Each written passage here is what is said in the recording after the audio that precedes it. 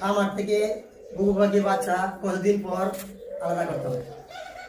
আমরা যারা খামারি আছি তারা সবাই জানি একটা পাখি, যেমন এটা ঘুঘু পাখি, সে ডিম পারে, ডিম পাড়ার পরে 15 থেকে 16 দিন তা দেয়।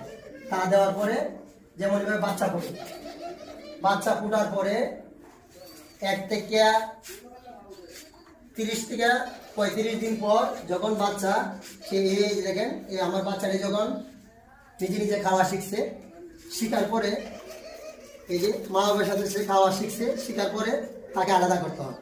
আর যদি কোনো বাচ্চা দুর্বল হয়, তারা সঠিকভাবে না খায়, তাহলে দেখেন আপনার এখানে বাচ্চা থাকা অবস্থায় সে ডিম পাচ্ছে, তাদেরকে 30 থেকে 35 দিন অথবা 40 দিন পরে তাদেরকে আলাদা করতে হবে। তাহলে পাখিটি সুস্থ সবল বাচ্চা